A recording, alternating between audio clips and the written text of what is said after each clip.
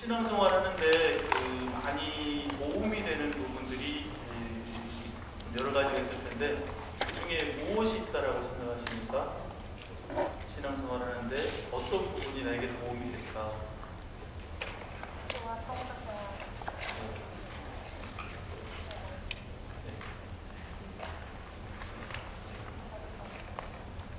여러 가지 그런 중요하다고 생각되는 부분들이 있고, 그런데 제가 생각해 볼 때 그리고 제가 신자분들 만나서 살아보면서 느끼는 것 중에 한 가지는 교리적인 어떤 지식이라고 하는 것, 우리가 우리 신앙을 안다고 하는 것이 굉장히 중요한 의미가 있겠다 하는 그런 생각을 해보게 됩니다. 교리라고 하는 것이 무엇인가 이렇게 생각해 보면 우리가 어디를 찾아가려고 할 때 지도가 필요하잖아요. 여러분들 내비게이션도 잘 사용하는데 내비게이션 때문에 속상한 적이나 답답한 경우들도 많이 한 적이 있을 것 같습니다. 근데 이 지도가 좋다라고 하는, 내비게이션이 좋다고 하면 쉽게 길을 잘 찾아갈 수 있는데, 저는 어떻게 생각해 보면 한편으로 보면 우리가 어느 정도 잘 알고 있다라고 생각하는 그런 부분들 중에서 그런 거 있겠지만 교리적인 지식이나 이런 부분들을 정말로 정확하게 똑같이 교회에서 가르쳐 주는 거나 우리가 알아야 되는 그 사실 그대로를, 있는 그대로를, 하나님의 진리를 그대로를 아는 것이 굉장히 중요하겠다. 그러면 구원의 길로 가는 게 굉장히 유익한, 또 잘 찾아갈 수 있는 그런 어떤 부분들이 분명히 있다라고 생각합니다. 그래서 저는 가끔 이제 이런 누가 교리에 대해서 물어보거나 또 교리 관련 어떤 그런 이야기를 하게 될 때 좋은 교리서를 그냥 말만 설명해서 이렇게 나오는 그런 교리서가 아니라 정말 정확하게 일목요연하게 잘 정리되어 있는 그런 교리서를 하나 잘 마련해서 그런 것들을 천천히 정독을 잘 해보면 얼마나 좋겠는가, 그렇게 하면 좋겠다 하는 그런 이야기를 가끔 합니다. 그래서 여기서 정독이라고 하는 거는 그냥 양이라든지 그걸 읽어내는 양이라든지 또 거기 투자하는 시간이라든지 한 번에 앉아서 보는 시간이라든지 이거보다는 정말로 말 그대로 정말 집중해서 그리고 항구하게 꾸준하게 찾아 나갈 줄 아는 그런 모습으로 하는 게 좋겠다라는 그런 이야기를 하게 되는 것 같습니다. 그만큼 우리 신앙생활에 있어서 하느님의 은총이 분명히 필요하고 그것밖에 답이 없다라는 얘기를 하지만 우리 편에서 노력하는 어떤 그런 부분을 본다면 그런 지식적인 부분을 찾아보는 것이 필요하다 그런 생각을 해봅니다. 그래서 그런 어떤 부분 관련해서 오늘은 교리적인 어떤 부분도 조금 이야기하자면 옛 교리서에 보면 지금도 마찬가지로 바뀐 건 없어요. 교리 체계였던 걸 보면 크게 이렇게 세 부분으로 이렇게 나눌 수 있다라는 것을 이렇게 말할 수 있습니다. 여러분들 세 부분이, 우리가 알고 있는 가톨릭 교리의 세 부분이 뭔지 아세요? 다시 한번 생각을 해보세요. 세 파트가 있다고 하는데 모든 교리서는 다 그 세 부분이 있다라고 이렇게 말할 수 있습니다. 첫째가 뭐냐면 믿을 교리 맞습니다. 두 번째가 뭐냐면 지킬 계명입니다. 세 번째가 뭐냐면 은총을 얻는 방법입니다. 우리가 알고 있는 모든 교리는 믿을 교리와 지킬 계명과 은총을 얻는 방법 안에 들어있다라고 말하면 거의 안 되는 겁니다. 그래서 믿을 교리는 말 그대로 복음화 부분입니다. 전혀 변함이 없는, 시간이 지난다고 해서 시대가 바뀐다고 해서 그것이 옛날에는 요거였는데 오늘은 이렇게 바뀌는 게 아닙니다. 말 그대로 그대로 내려오는 겁니다. 단지 거기에 조금 더 세밀하게 첨가시키거나 발전시키거나 또 상업적인 어떤 배려 차원에서 이렇게 이야기하는 어떤 그런 부분이 있을 뿐이지 믿을 교리는 절대로 바뀌는 것이 아닙니다. 그래서 이건 어떻게 보면 불변하는 신앙의 바탕이라고 하는데 이 바탕을 안다고 하는 것은 굉장히 중요한 것이죠. 그 다음에 지킬 계명이라고 하는 것. 지킬 계명은 왜 지키느냐? 하느님과 우리가 맺은 계약을 계속 유지시켜 나가야 되기 때문에. 여러분들 세례를 받으면 하느님과 사람이 계약 맺는다는 거 아시죠? 어떤 계약입니까? 쌍무적인 계약입니다. 서로가 의무를 지는 계약. 그럼 그 계약에 의해서 약속이 이루어지느냐 하면은 우리는 하느님의 말씀을 잘 듣겠다, 죄를 피하겠다, 그 약속을 우리는 하느님께 하는 거고, 하느님은 우리에게 하느님 나라를, 영원한 행복의 나라를 주겠다는 약속입니다. 근데 그것이 깨지면 계약이 결렬이 되는 거죠. 그러니까 계약을 잘 아는 것이 필요하고, 지켜야 되는 계명을 잘 아는 것이 필요한 겁니다. 그리고 신명기에도 그런 말 있잖아요. 몸을 다하고 마음을 다하고 생각을 다해서 한 분이신 하느님을 순종하여라, 사랑하여라. 계명을 잘 지키는 이 부분이 바로 그런 부분입니다. 그래서 이런 부분도 있고, 또 하나는 이제 은총을 얻는 방법인데, 여기에는 두 가지 또 부분이 나눠집니다. 뭐죠? 은총을 얻는 방법에는 두 가지가 있습니다. 네, 여러분 잘 알고 계셔요. 기도와 성사입니다. 기도 생활 잘하면 은총을 받는 것이고, 또 교회에서 예수님이 만들어주신 성사 생활을 잘하는 것 역시 은총을 받는 그런 방법입니다. 그래서 가톨릭 교회에는 이렇게 분명한 교리가 이렇게 정해져 있습니다. 근데 이 교리를 누가 만들었나? 누가 만들었습니까? 누가 만들었을까요? 사람이 만들었는가요? 사람은 절대 아니죠. 그러니까 하느님께서 만드신 분, 세상을 만드신 분, 사람을 만드신 분, 그분께서 만들어 놓으신 원리 부분인 것이죠. 그래서 하느님께서 사람과 세상을 만드실 때 사람에게 내가 너를 만들까라고 이렇게 물어봤느냐 생각해 볼 수 있습니다. 하느님께서 세상 만드실 때 여러분에게 물어보고 만드셨습니까? 그러면 그 당시에 아담과 이브에게 물어보고 만들었습니까? 아니죠. 하느님께서 어느 누구의 도움이나 어느 누구의 의견도 들어봄이 없이 당신이 만드셨습니다. 그래서 아우구스티노 성인이 그런 이야기를 했죠. 너 없이 너를 창조하신 하느님께서 너 있이 너를 구원하신다. 우리를 창조하실 때 역시 우리의 의견을 안 물어보셨어요. 그 다음에 우리에게 구원을 줄 때는 당신을 다 열어 보여주신 다음에 내가 너희를 이렇게 사랑한다. 너희도 나를 사랑하고 내가 주려는 제일 좋은 선물, 하느님의 나라, 너희들이 그렇게 추구하는 영원한 행복을 가져라 라고 이렇게 말씀하시는 겁니다. 가질래 안 가질래 이렇게 하시는 거죠. 그럼 우리가 예 갖겠습니다 그러면 잘하는 거죠. 안 가질랍니다 그러면 이제 그건 누구 책임이 되는 거예요? 자기 책임이에요. 그러니까 세상에 죄가 있는 거는 바로 그런 이유 때문이라고 말할 수 있습니다. 그래서 이러한 부분들을 하느님께서 하느님 당신만이 하셨다라고 생각해보면 뭐라고 이야기할 수 있을까요? 요즘 세상 사람들 말하는 독재? 하느님 독재? 하느님 독재라고 말할 수 있을까요? 절대로 없다고 생각합니다. 왜냐하면 하느님의 그 독재는 독재라고 우리말로 표현해 볼 수 있다고 하지만 결국은 사랑의 독재거든요. 가장 좋은 전능하시고 완전하신 분이 하시는 사랑의 독재 부분이니까 아버지의 사랑의 독재라고 하셨다면 나보다 더 나를 사랑하시는, 이미 나보다 더 나 자신을 사랑하시는 그분께서 또 나보다 더 나를 잘 알고 계시는 그분께서 또 내게 필요한 것을 나보다 더 잘 알고 계시는 그분께서 아시고 주시는 사랑의 독재다라고 생각하면 이것이야말로 우리가 거부하거나 피할 이유가 아무가 없는 거고 굳이 독재라고 표현할 수 있는 방법은 아무것도 없습니다. 우리가 빨리 표현할 방법이 없으니까 그저 독재라는 표현을 한번 써본다면 그럴 수 있겠죠. 그래서 하느님은 사랑의 독재, 하느님 마음대로 세상 만들고 하느님 마음대로 만들어가지고 우리를 괴롭힌다 라고 하는 세상 사람도 있을 수 있지만 결코 그런 것이 아니라는 겁니다.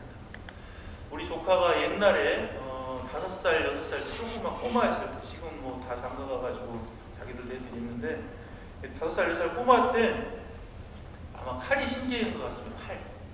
장난감 칼, 연필 깎는 칼 있잖아요. 저거다 끄다 하는 옛날에 오늘 보셨을 거예요. 근데 그런 칼을 되게 좋아, 신기하니까 종이 잘라지고 막 다 잘라지잖아요. 지우개도 잘라지고. 그 칼을 막 되게 좋은데 갖고 놀기를 좋아하는 놀다가 손도 비고 막 그래요. 그러니까 어떻게 됐어요? 그 엄마가, 삼촌님이 아유, 깜짝 놀라가지고 무조건 뺐죠. 칼만 갖고 있으면. 그죠? 5살, 6살이 뭘 알겠어요. 손 다 뺄 텐데. 그래서 그걸 다 뺏었는데 그 아이는 칼을 뺏으니까 어떻게 해요? 달라고 막 울죠. 그러면 그 부모님이 그 엄마가 그 달라고 막 운다고 칼 줍니까? 절대 안 주죠. 뭘 할지 아니까. 그죠? 다른 거 막 줍니다. 이거를 더 좋다. 받아줄까? 이렇게 업어줄까? 그러면 더 좋은 거 주죠. 그러니까 그 부모는 절대로 그 자녀의 자녀가 잘못되는 것을 줄 수가 없는 것입니다. 하나님이 우리가 하고자 하는 것을 허락지 않는다라고 한다면 바로 이런 경우가 아닐까, 이런 경우다라고 생각해 봅니다. 얼마 전에 그 세계 주교 대의원 회의가 바티칸에서 있었습니다. 최근에 바티칸에서 있었는데 이 세계 주교 대의원회, 그러니까 다른 말로는 이제 시노드라고 표현하는데, 이 시노드는 바오로 6세께서 제정하셨습니다. 바오로 6세가 시국되신 거 아시죠? 네, 복잡함에 오르셨는데 그분이 생명의 회칙을 내신 그런 어떤 부분들이 있고 교리적인 어떤 부분을 지켜낸 어떤 그런 부분들이 있는데, 아마도 오늘날처럼 어떤 윤리적으로 이렇게 많이 문란하거나 또 혼란스러워질 수 있는 또 그런 교회의 윤리 가르침을 위협할 수 있는 그런 부분이 있는 그런 상황에서 특별히 바오로 6세의 어떤 그런 회칙이나 이것이 정말로 높이 평가받는, 또 그거를 하느님 나라 구현을 위해서 했구나라는 어떤 그런 모습에서, 물론 그 밖에 다른 많은 업적들도 있지만 그런 어떤 정신이나 그런 모습이 아마 바오로 6세를 복잡함에 올릴 수 있는 그런 어떤 것이었다라는 생각을 해보는데, 아무튼 프란치스코 교황님은 이 바오로 6세께 제정하신 세계 주교 대의원 회의를 이번에 소집을 했습니다. 근데 이 세계 주교 대의원 회의는 어떤 성격을 갖냐면 교황님의 자문기구입니다. 자문기구가 뭔지는 아시죠? 네. 국회는 무슨 기구인가요? 네? 국회. 예, 입법기관 맞습니다. 또 국회가 입법기관이라는 말은 무슨 말이냐면, 다시 말해서 의결기관입니다. 거기에서 모여서 국회의원이 모여가지고 다 해가지고 의견 모아서 찬반에가 땅땅땅 때리면 결정이 나가지고 실행이 돼버리는 거예요. 어떻게든 뭐든지 만들어낼 수 있다는 겁니다. 그리고 그러니까 사목회의도 역시 본당에, 여러분들 그 본당에 있는 사목회의 있죠? 사목회의는 그럼 어떤 성격입니까? 자문기구입니까? 의결기구입니까? 역시나 자문기구입니다. 의결기구가 아닙니다. 누구를 자문하느냐? 본당 신부님에게, 본당 신부님이 제일 좋은 선택을 할 수 있도록 자문을 하는 겁니다. 그 다음에 그 자문을 들어서 본당 신부님이 이 의견 정도 다 들어보신 다음에 당신의 교리와 또 교회를 생각하는 그 열정과 그 마음으로서 어떻게 결정을 내려가지고 최선의 판단, 그리고 내 판단 역시 하느님께 맡긴다, 하느님의 심판을 기다린다는 그런 마음으로 결정을 내립니다. 그러니까 세계주교 대의원 회의가 자문기구이고 사목회의도 자문기구이고 최종 결정은 교황님이 하시거나 또 최종 결정은 본당 신부님이 하는 그런 모습들이 있습니다. 이런 부분들이 우리 교회의 어떤 모습이라고 말할 수 있겠죠. 보도해 보니까 그 세계 주교 대의원 회의 중에 동성애자에 대한 언급이 있었다라는 그런 보도가 나왔고, 그 다음에 거기에 대해서 언급된 그런 내용도 있었지만 그럼에도 불구하고 그것이 어떤 마지막 그 문건에는 전혀 언급이 되지 않았다라는 그런 이야기가 나왔을 때 그게 보도된 내용이거든요. 기자들에서 보도된 내용인데, 저는 그 이야기를 처음 들었을 때 그런 생각을 했습니다. 사실 동성애자라고 하는 것은 세상이 뒤집어져도 동성애를 교회에서 허락할 수가 없어요. 그거는 내가 아무리 교황님이라도, 내가 아무리 주교님이라도 그걸 내가 바꿀 수 있는 권한이나 힘이 없다는 거예요. 근데 그거를 바라는 거는 뭐냐면, 세상 사람들이 세상 사람의 눈으로 동성애자도 사람 아니냐, 인권, 그 사람들도 어떻게 보면 불쌍한 사람들이고 그런 거 아니냐라고 생각해 볼 때 그들을 조금 이해해주고 그들을 어떻게 케어할 수 있는 방법이 있을까라는 어떤 그런 차원에서의 접근을 기대했는지는 모르겠습니다. 근데 아무튼 보도된 어떤 내용만 볼 때는, 보도된 내용만 들어왔을 때는 저는 그렇게 생각을 했습니다. 아직은 이런 부분까지라도 이야기가 나와서 그들에 대한 어떤 그 이야기가 나옴으로 인해서 교리적인 부분이 흔들릴 수 있다고 생각하셨거나 그런 판단 때문에 안 하신 것일까라고 이렇게 생각을 해봤는데, 제가 나름대로 교회를 이해해 보려고 하는 그런 차원에서 해봤는데, 나중에 보니까 이거는 주교 그 기자들에 의해서 작성된 어떤 부분인데, 그 주교 대의원 전체 회의에서 언급조차 되지도 않았던, 다시 말해서 우리도 삐져와서 이렇게 하는데 한쪽에서 밥 먹다가 두세 명이 그런 이야기를 해가지고 의견이 나와서 그렇다라고 의견이 나오는 부분, 그거를 갖다 기자가 듣고 그냥 그렇게 냈다라고 하는 겁니다. 그러니까 더 황당한 거죠. 더 어이가 없는 거고. 그래서 아무튼 이런 어떤 부분들에 대해서도 있고, 또 이해하는 눈이나 이런 것들이 분명히 다르다는 생각을 해볼 수 있습니다. 세상 사람들은 정에 약하고 또 잘 되기를 바라는, 또 사랑을 베풀어준다는 그런 이야기도 하고, 그렇습니다. 사람들의 관심 중에 분명히 사랑이라고 하는 것이 있고, 또 사랑이라고 하는 것에는 또 어떤 명분도 분명히 들어가 있는 것이라고 말할 수 있습니다. 그런데 이러한 명분까지라도 어떻게 보면 그 어떤 본질적인 부분까지도 흐리게 만들 수 있다는 것을 우리는 생각해야 된다는 것이죠. 왜냐하면 한 가지 예를 들어보자면, 여러분들이 조금 이해하기 어려울 수도 있겠지만 개를 사랑하는 사람 많습니다. 그죠? 여러분들 개 사랑하는 사람 흔들어 보세요. 개를 기르시는 분. 그럼 여러분들의 생각에 의하면 개를 먹는다고 하는 것 어떻게 생각합니까? 끔찍하죠. 그죠? 물론 연세 많으신 분들은, 한국에 살았던 분들은, 또 그걸 봤던 분들은 그럴 수 있다. 거기는 그때 그런 문화였어라고 생각하지만, 또 여기 문화에서 살은 사람들이나 또 한국을 전혀 모르는 사람들은 그 모습을 볼 때 끔찍합니다. 사람이 개를 죽였어요. 살인입니까? 아닙니까? 엄밀하게 말해보세요. 살인입니까? 아닙니까? 하느님 법안에서 살인이라고, 그렇죠. 살견이라고 그랬어요. 그러니까 죽였다고 하는 그것이 죄가 되느냐 안 되느냐, 그 부분을 놓고 보자는 것이죠. 분명하게 죄가 될 수가 없습니다. 그러니까 다시 말해서 하느님 앞에 잘못했습니다 하고 빌거나 고해성사를 볼 만한 사건이 전혀 아니라는 겁니다. 근데 그 부분까지라도 이렇게 들어오면 어떤 모습의 판단이 이루어지냐면, 사람이 개를 학대했다, 동물을 학대했다 그러면서 그 사람이 죽일 사람이 되는 겁니다. 하느님은 절대로 그렇게 안 보는데, 사람은 하느님이 더 존중하고 하느님이 더 아끼고 사랑하는 그 사람이 다른 이유와 다른 어떤 그 생각 때문에 미워해버리고, 아니면 어떤 진짜 분노까지 느낄 정도의 그런 모습을 할 수 있다는 겁니다. 이런 걸 생각해 볼 때 우리는 분명한 개념을 잘 생각해야 될 것 같습니다. 그래서 다시 한번 물어보자면, 개가 사랑의 대상이 된다라고 생각합니까? 아니라고 생각합니까? 개는 사람이 생각하는 사람의 사랑, 인격적인 사랑의 대상이 아니다라고 말할 수밖에 없다는 것이죠. 그러니까 개는 그렇게 이야기하면서 왜 그런 소고기를 먹어요? 그러니까 말이 안 되는 거예요, 결국은.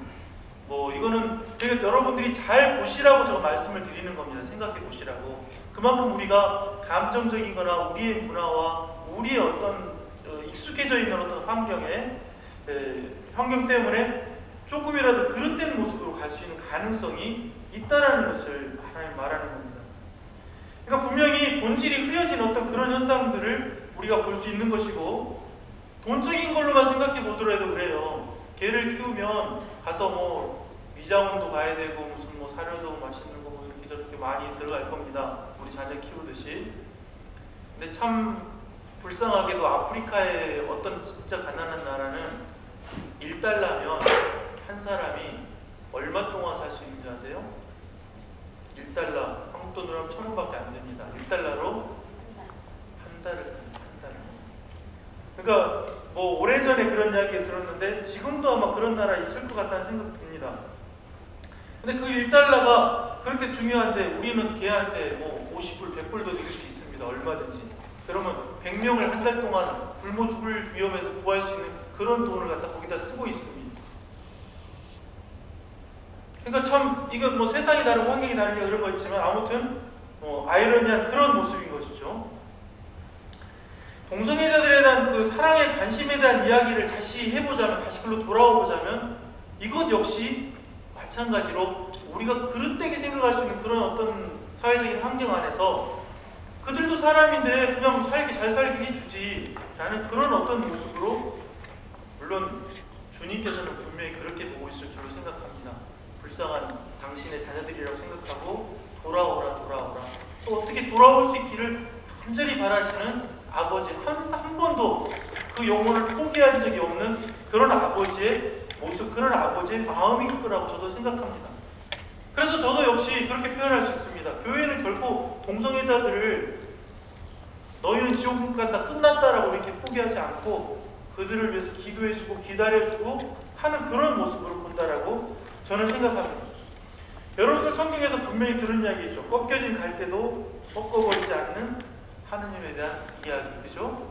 아무리 절망적인 상황에 꺾여져 있고 잘못하고 하더라도 돌아오시. 아무리 너희 죄가 진홍같이 붉어도 양털같이 희어지리. 그런 말씀도 있잖아요, 그죠? 그러니까 이런 점들을 생각해 볼 때 항상, 그리고 이미 교회는, 하느님께서는 그 어느 누구도 하느님의 구원에서 제외시키지 않았다. 오히려 개신교의 어떤 예정설이라든지 이런 것들이 사실 위험한 거죠. 그죠? 어떤 부분에서.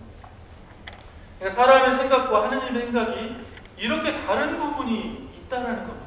그리고 우리는 지금도 그런 다른 부분이 있기 때문에 그 다른 부분을 설득시키고 이해시키기 위해서 계속해서 우리 신앙의 삶 안에서 이웃들과 또 믿지 않는 이들에게 이런 이야기를 계속 하게 된다는 겁니다.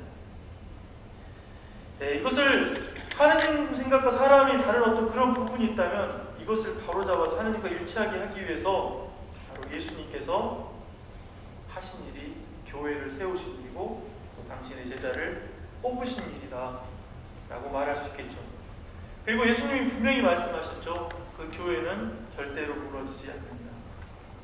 그래서 교회는 이렇게 말할 수 있습니다. 교회는 민주주의가 아니다. 우리는 민주주의에 익숙해 있지만 교회는 민주주의가 될 수 없고 민주주의가 아니다. 하느님주의다, 그리스도주의다 라고 이렇게 말할 수 있을 것이라는 거죠. 네, 그리고 또 민주주의라고 하는 것은 사람이 만든 것일 수밖에 없는 것이죠. 하느님 만든 것이 결코 아니고 또 사람이 만든 제도 중에 그나마 그냥 대충 그래도 많은 사람을 충족시켜줄 수 있는 다른 더 좋은 방법이 없으니까 아직까지는 사용되고 있는 그런 부분이다라고 말할 수 있다는 겁니다. 네, 그래서 이런 어떤 사람이 만든 이 민주주의나 이런 제도 때문에 늘 사람들은 티격태격하고 또 이권 개입이나 그런 것들 때문에 여러 가지로 복잡한 어떤 것에 얽혀있고 설켜있는 그런 것입니다. 그러니까 우리가 추구하고 있는 신앙의 어떤 개념이나 신앙의 관념에서 보면 정말로 이거는 비교할 수 있는 그런 어떤 성격이 아니라고 말할 수 있습니다. 우리가 선택해야 되는 것은 바로 하느님께서 원하시는 하느님주의, 그리스도주의여야 되고 그것이 세상의 어떤 민주주의나 세상의 어떤 룰이나 이런 것들 위에 있어야만 된다라는 것이죠. 네, 오늘날 교회 안에서 여러 가지 잡음들도 많이 들리고 있습니다. 여러 가지 판단들, 의견들 많죠. 근데 결국 그런 어떤 부분들이 하나 되지 못하고 하는 그런 부분들을 보면 결국은 교리를 몰라서 그런 부분들, 또 교회의 어떤 구조를 몰라서 그런 부분들, 또 하느님의 진정한 사랑을 몰라서 이루어지는 그런 어떤 모습들이라고 생각해 볼 수 있을 겁니다. 그래서 우리 그리스도교인들은 바로 이 부분을 정확하게 알고 추구하고 살아갈 필요가 있는 것이죠. 우리 그리스도교 신자들은 교회 안에서 세례를 받고 하느님의 자녀가 됐습니다. 그러면 하느님의 자녀가 되기 전에 교리를 배웁니다. 교리를 배워서 그 다음에 어떠한 삶을 살겠다라고 들어가는 거죠. 새로운 삶으로 들어가겠다는 거죠. 그러니까 세상에 살던 세상의 사람이 세상의 가치관을 가지고 성인이 됐습니다. 어떤 일을 처리할 때도 자기의 그 세상의 사람의 가치관을 가지고 일을 해결하던 그 사람인데, 교리를 배워 세례를 받는다고 하는 것은 이제 내가 세상에서 알던 그 가치관을 다 버리고 새로운 가치관으로 전환해서 넘어가서 그런 가치관을 갖고 살겠다라고 결심하는 겁니다. 가치관의 전환인 거죠. 근데 교리를 잘 못 배우고 몸만 성당 왔다 갔다 하다가 세례를 받은 사람이 만약에 있다면, 그 사람은 자기 가치관이 변경되지 않은 상황에서 교회로 들어와서 이제 자기의 눈으로 교회를 바라봅니다. 교회가 얼마나 부당하고 불합리하고 자기 마음대로 시키고 독선적이고 독단적이다라고 생각할 수 있겠습니다. 그러니까 교리를 모르면 자기도 모르게 하느님 편이 아니라 하느님 반대편에 서서 움직이는 사람이 될 수밖에 없는 거죠. 교리를 안다고 하는 것은 그렇게 중요한 겁니다. 그런 가치관을 바꿔야 되는 사람이 그걸 바꾸지 못했다고 하는 그것 자체가 얼마나 불행한 모습이고 자기가 도대체 뭘 하는지도 모르면서 살아가는 그런 모습이 된다라고 말할 수 있는 것이죠. 결국은 그런 모습은 자기 마음대로 가는 겁니다. 하느님 뜻도 아니고 하느님 마음도 없습니다. 그리고 내가 아는 식의 하느님의 모습을 만들어버릴 수도 있습니다. 하느님 이렇게 만드셨다. 여러 가지 이단들 있죠. 여호와 증인도 있고 많은 이단들이 있습니다. 그 이단들이 어떻게 생기냐면 바로 이런 다른 어떤 가치관이 개입돼가지고 이거 본질을 변질시키기 때문에 나오는 것이라고 말할 수 있습니다. 바오로 사도가 말에서 떨어졌죠? 몰랐기 때문에 떨어진 겁니다. 바오로 사도는 열정이라도 있죠. 또 자기 나름대로 어떤 양심에 이건 하느님께 맞는 거다라고 생각해서 막 하는 어떤 그런 부분이라도 있는 거죠. 그렇지도 모르고 이렇게 하면 정말로 불쌍한 모습이 되는 거예요. 그래서 우리는 무엇보다도 먼저 하느님이 세우신 교회, 그 교계제도라고 하는, 또 예수님이 만들어주신 교회와 그 교계제도라고 하는 것을 절대로 지키고 보호하고 유지해야 되는 사람들이지 그 반대편에 서 있는 사람이 아니라는 것을 생각해야 될 겁니다. 그래서 우리는 어떤 모습으로라도 또 어떤 조그마한 어떤 투덜됨으로라도 교회와 반대 입장에 서서는 안 된다라고 하는 생각을 해야 됩니다. 그리고 그런 어떤 반대 모습에 서 있는 그런 모습이 아무리 작은 부분이라 할지라도 그것이 하느님을 등지는 모습이 되고 하느님이 세운 질서에 저항하는 그런 모습이 된다라는 것을 생각해야 됩니다.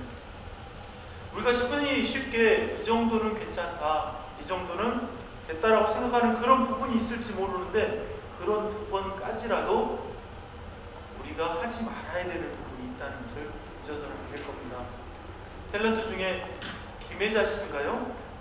아프리카 도와주고 했다는 김혜자 씨인데 그분이 한 이야기 중에 사람을 꽃으로라도 때리지 마라. 그 이야기 들었을 때 깜짝 놀랐어요. 어떻게 저는 시적인 아름다운 표현을 썼을 텐데 사람도 하느님이 창조하신 그 사람도 꽃으로도 때리지 말라 그랬는데 전지전능하신 하느님 우리 모두를 창조하시고 정말 완전하신 사랑의 하느님께 우리가 그 사소한 부분까지라도 그렇게 자기도 모르게 되돌린다면 이건 정말 안 될 일이죠. 그죠? 그래서 어떻게 우리가 하느님께 그럴 수 있냐 이거죠. 오 마이 가드라고 하는 표현, 여러분들 미국에서 잘 쓰는 표현인데 우리 그리스도교 신자들은 이 표현 안 쓰죠? 네. 뭐라고 씁니까? 오 마이 갓, 오 마이 굿니스, 그죠? 네. 바꿉니다. 왜 바꿉니까? 하느님 공경, 하느님 이름 공경, 이거 갖고 절대로 장난치면 안 된다. 하느님 중심의 자세의 그런 어떤 모습이라고 생각합니다. 이런 것이 사소한 부분이지만 이게 바로 교회 정신이죠. 김재동이 나와서 주님이 어떻고 저떻고 그 유머 해가지고 여러분들 다 퍼졌죠? 보셨죠? 모르세요? 아시죠? 김재동이 그 마서 재밌는 이야기 막 이야기 잘하잖아요. 말씀 이렇게 잘하잖아요. 자기는 5대 성인이 있다고 생각합니다. 주님, 술주자를 거기다 하나 더 넣고 싶다는 거예요. 술이 그렇게 좋으니까 거기에 맞춰도 좋겠다라고. 정말 말도 안 되는 거죠. 근데 우리 천주교 신자들도 다른 뭐 그리스도교 신자들도 그걸 보고 재밌다고 웃고 말 잘한다고 그러고. 그러니까 우리가 놀아나는 거잖아요, 사실. 우리가 그렇게 바보예요. 모르기 때문에. 개념이 없기 때문에. 가치관이 그만큼 다를 수 있기 때문에 그렇다는 거예요. 그래서 그런 걸 생각해 볼 때 우리는 분명한 어떤 가치관, 교회 부분을 잘 이해할 때 그 교계 제도라든지 성사의 은총이나 이런 부분들을 잘 받아들일 수 있는 겁니다. 마지막으로 이제 그 이야기를 해주고 싶어요. 뭐 들은 분들도 있고, 제가 그래도 달라스도 좀 그래도 가끔 미사도 어떻게 하다 보니까 한두 번 해봤고 하다 보니까 겹치는 부분일 수도 있고. 그런데 교회를 뭐라고 표현합니까? 교회는 방주다. 그죠? 교회는 구원의 방주다. 그런 표현 쓰죠? 네. 교회는 구원의 방주다. 예수님께서 인간을 구원하시기 위해서 교회를 세우셨고, 그 교회는 구원의 방주다라고 표현할 수 있습니다. 아까 저기 보셨잖아요. 성인 돈보스코 성인이 꾼 그 사진 그림 보셨죠? 거기에 큰 배 나오죠? 그리고 거기에 성체 그리고 성모님 이렇게 보호하고, 그 배가 바로 교회입니다. 구원의 방주예요. 그러니까 창세기에 그 홍수 났을 때 그 노아의 방주 있죠? 그건 역시 구원의 방주였던 그런 장차올 그런 표상의 어떤 부분이었다라고 볼 수도 있을 겁니다. 그래서 교회를 구원의 방주라고 하는데, 구원의 방주에 탄 여러분들은 그 구원의 방주에서 내리고 싶어요? 내리기 싫어요? 내리면 안 되죠. 바로 밑에 가운데 파도인데, 태평양 한가운데인데. 우리 한국에서 미국이라고 하는 곳에 건너온다고 칠 때 어떤 방법으로 건너올 수 있을까요? 배를 타고 건너오는 그런 방법으로. 수영하러 올 수 있어요? 비행기 타고. 어떤 배 타고 갈 수 있어요? 요트 타고 갈 수 있을까요? 뗏목? 안 되죠. 그럼 조금 더 큰 배, 그냥 요만한 배, 우리 강의실만한 배 타고 가면 갈 수 있을까요? 파도 한 번만 쳐봐요. 거리가 얼마나 큰 바다예요. 근데 한 번 치면 다 세상이라고 하는 그 파도, 세상이라고 하는 풍랑, 그것이 있는데, 그거를 가로질러 건너가려면 그 큰 배, 군함 같은 큰 배가 있어야 되는 거예요. 파도가 아무리 쳐도 살살 이렇게 이 정도로 움직이지만, 그 안에서 그냥 좀 파도가 치나보다 이 정도로 생각하지만 그냥 건너갈 수 있는 거예요. 그러니까 우리가 미국으로 건너갈 때 그런 어떤 배를 타고 가는 그 비유가 바로 뭐냐면 이 교회입니다. 세상이라고 하는 태평양과 같은 큰 위험한 바다를 교회라고 하는 방주를 타고 건너가는 것인데, 교회에서 내릴 용기가 있는 사람이 누가 있어요? 예수님이 만들어주신 교계제도 안에서 그 선장님하고 마음 합해서 하나가 돼서 가야 되는 것이죠. 내가 혼자 잘났다고 막 해가지고 나는 너희들하고 달라, 나는 그냥 딴 데로 갈래 이렇게 한다고 성공적으로 태평양을 건널 수 있겠느냐는 것이죠. 절대로 못 간다는 거죠. 그러니까 살다 보면 뭐 어떤 부분에 있어서 불평할 수도 있고 투덜댈 수도 있고 또 자기 안 알아준다고 서운해할 수도 있는 그런 어떤 부분들이 있는데, 그거는 뭐냐면 결국은 나는 이 배 안 타고 수영해서 가겠다라고 생각하고 내리는 거예요. 자기가 뭘 하는지도 모르고 배에서 내리는 거예요. 그거하고 똑같다는 거예요. 그래서 군함 탄 자는 오히려 아무런 불평이 없습니다.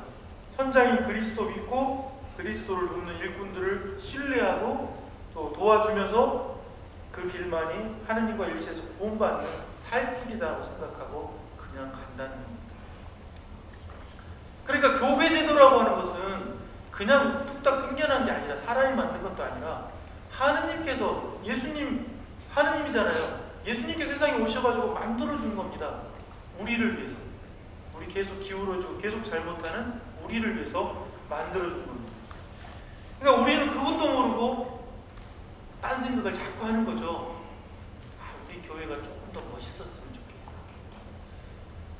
우리 신부님이 좀 더 멋있었으면, 우리 신부님이 좀 강론을 더 잘했으면, 우리 신부님이 좀 더 우리가 하자는 대로 좀 놀아줬으면, 근데 한 사람에게만 여러 사람들 의견이 막 나와가지고 뒤죽박죽 됐을 때 뭐 이것이 막 갈라지면 어떻게 할 방법이 없어요. 예수님이 왜 교회 세우시고 왜 제자들 뽑아가지고 맡겨주셨겠어요? 제자들 뽑아서 맡겨주신 이유는 그냥 많은 사람에게 그냥 설교하고 알아들었지 그렇게 살아라고 다 버린 게 아니라, 교회 안 만든 게 아니라 교회 만들고 제자 뽑았고 그 다음에 제자를 가르치시고 부활하신 다음에 또 다시 재확인하시고 성령까지 주셔가지고 확고하게 가르쳐줬어요.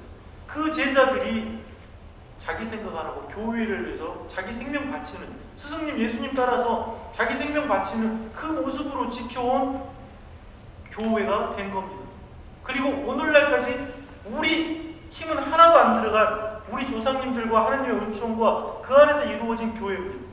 바뀔래 바뀔 수도 없는 부분인데 그 부분을 우리가 이렇게 조금 바꿔보고 싶고 이렇게 조금 해보고 싶다는, 아니면 또 이것은 만족이 안 되니까 저거를 좀 해보고 싶고, 알게 모르게 우리 안에 이미 하나님 섭리와 하나님의 뜻과 그것이 다 들어와 있는 거죠.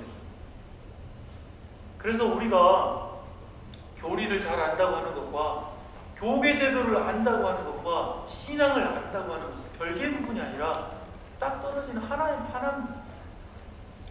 신앙은 이거고 우리가 해야 될 부분도 이거고 그냥 내 삶의 부분은 좀 다른 거다, 아니면 우리가 생각도 자유롭게 할 수 있다, 이런 부분이 아니라는 것이죠. 그러니까 이런 걸 생각해 볼 때 어떻게 우리가 교회 안에서 감히 용감하게 막 이걸 하자 그러고 그 예수님이 만드신 교회를 갖다가 이렇게 이야기하거나 할 수 있겠어요? 아무리 작은 부분이라도 판단할 수 있겠어요? 물론 우리도 하느님의 영을 받기 때문에 또 양심을 갖고 살아갔기 때문에 이분이 좀 잘못하는 부분이 있을 수 있다, 신부님이나 교회 사람들이 또 교회가 좀 이상하게 가는 것 같다라고 감지할 수 있습니다.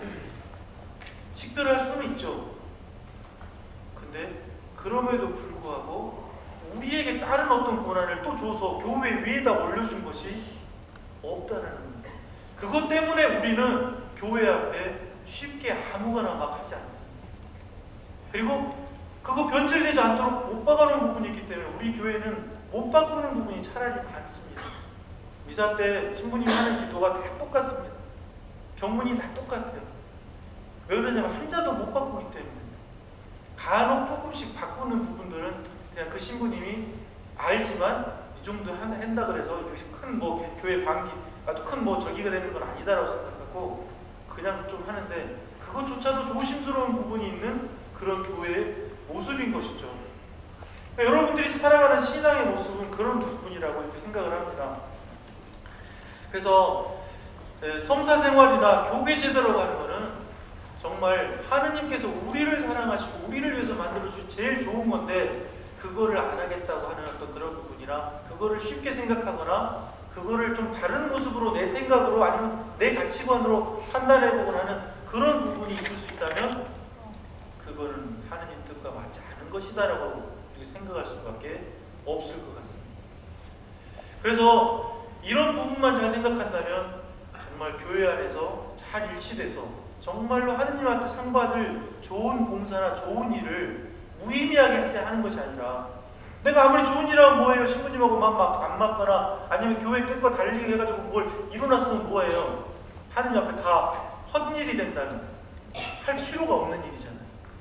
근데 그런 일 할 필요 없이 작은 거라도 정말 의미 있는 것으로 상 받을, 칭찬받을 그런 일을 해야 된다라는 생각을 해보지 않을 수 없다는 것이죠. 네, 어떤 그 총회장님 이야기를 또 이렇게 해보고 싶습니다. 들어보셨어요?